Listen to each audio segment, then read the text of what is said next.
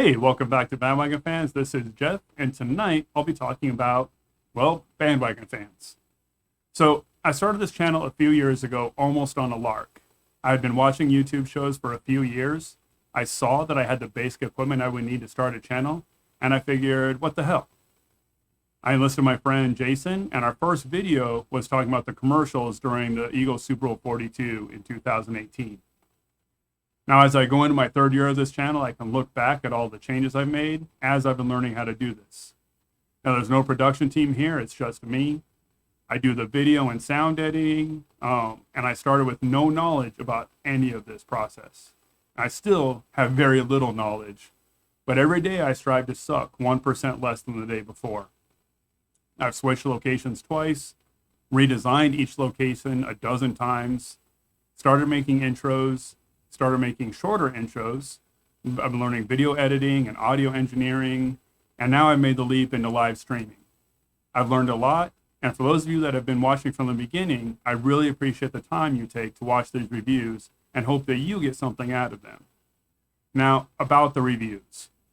One thing I've changed multiple times as I've been developing is how I do reviews and how I rate movies. After a couple of years, I've settled on an approach and rating system that I'm happy with, and just wanted to take a minute to explain why I rate movies a certain way. Now, I'm not a trained filmmaker or critic. I never went to film school, and before a few years ago, I never really tried analyzing films.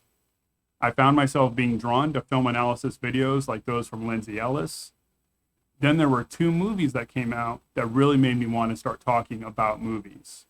Those were Darren Aronofsky's Mother and The Last Jedi. I didn't have the tools or experience at the time to do the videos that I wanted to do, so I just started off with short movie reviews and discussions when I could con a friend into joining me. I get my knowledge about movies the same way you do, by watching them and then going on YouTube to see what other people are saying about them. One thing I do bring to the table that I believe helps set me apart is a background in anthropology and decades of studying economic and political ideologies. And I try to bring that knowledge base into my reviews whenever appropriate. Now, some movies are there for pure entertainment and escapism, and I'll review those movies on their entertainment value alone. When a movie has something to say, then I take that into account, what the filmmaker is saying, and I'll address that above any technical merit of the film. From what I see, most YouTube movie reviewers fall into two camps. There's reviewers that do the 5 to 10 minute reviews of just about every movie that they can get to, and it's usually like 2 to 3 videos a week. Most of the time, those reviewers discuss the movie outside any context of the society that produces the film.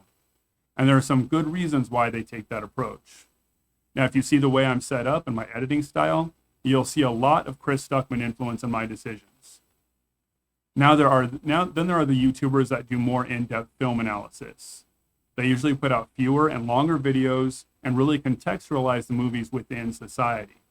Some of my favorites here are Folding Ideas, Cold Crash Pictures, The Take, and the aforementioned Lindsay Ellis. Now, I'm trying to inhabit a space between those two, where I'm doing regular movie reviews like a Chris Stuckman, but adding my anthropological social norms perspective whenever I can.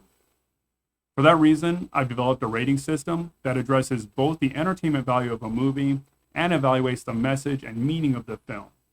So here's my personal 10-point system. And I'm going to start off with a 5 rating because, why not? So a 5 movie is perfectly average. Entertaining, but probably won't remember it in 2 weeks. It doesn't have anything to say, but doesn't step on itself not saying anything. Come Play, Come to Daddy, Call of the Wild were all, average movies that have come out in 2020 that were just fine. I didn't regret seeing any of them, but I could have missed them just the same. Now, a 3 or 4 movie is also okay, but has significant technical problems that detract from the film. It may have weak, unsympathetic characters, a confusing story, a poorly set up finale, or distracting CGI and effects.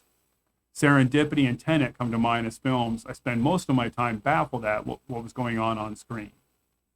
Now, a 2 movie is basically unfinished. A TV movie that somehow made it into theaters. Should not have been released. Hurricane Heist comes to mind. Now, one movie is one that, regardless of the technical merits of the film, the messaging the film promotes, I believe, is actively harmful to culture. A movie that has something to say, but what it says is so objectionable that it would be irresponsible to talk about the movie without pointing out the harm it could do. Birth of a Nation is one of the greatest technical achievements in film history. It's also trash. It led to the revival of the Ku Klux Klan of the early 1900s and may have led to the lynchings of hundreds of thousands of blacks across America. I don't care if it innovated tracking shots and close-ups, someone else would have gotten to those techniques eventually. I do care that it inspired the deaths of innocent people. One rating would also go to grossly inaccurate historical films, and I'm looking at you, Apocalypto. Now, to end on more of a higher note, a 6 or 7 movie is a really good movie with just a few weak elements. I wouldn't seek it out for a second viewing, but wouldn't be opposed to watching it again. Birds of Prey, Bloodsport, and The Informer all fell into this range for me. An 8 or 9 movie, and now we're getting into the good stuff. These are the movies that I immediately want to watch again and again. Most of your Star Wars movies, just about everything in the MCU, really good horror movies, and good tearjerker dramas. This year, The Invisible Man and Let Him Go got 8s from me. Grandma's Boy is in this range. Movies that accomplished everything that they set out to do. All right, now we get to the 10s. And these are not necessarily the best movies, but they have to be pretty damn good.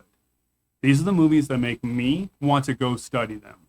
They get me thinking, and I want to go right back and watch it again and again to figure out what the filmmaker was saying and what I think about what was being said.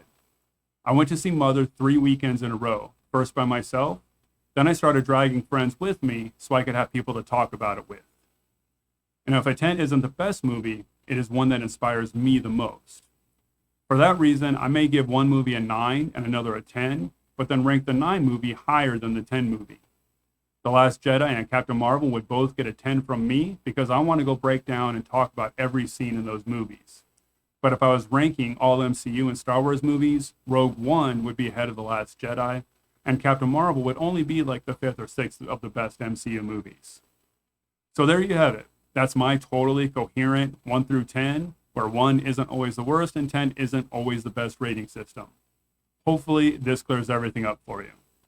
Now you can follow me on Twitter at BBWFans and at Bandwagon Fans on Facebook, Patreon, and of course, right here on YouTube. You can also catch Quickie Reviews on TikTok at bandwagon_fans.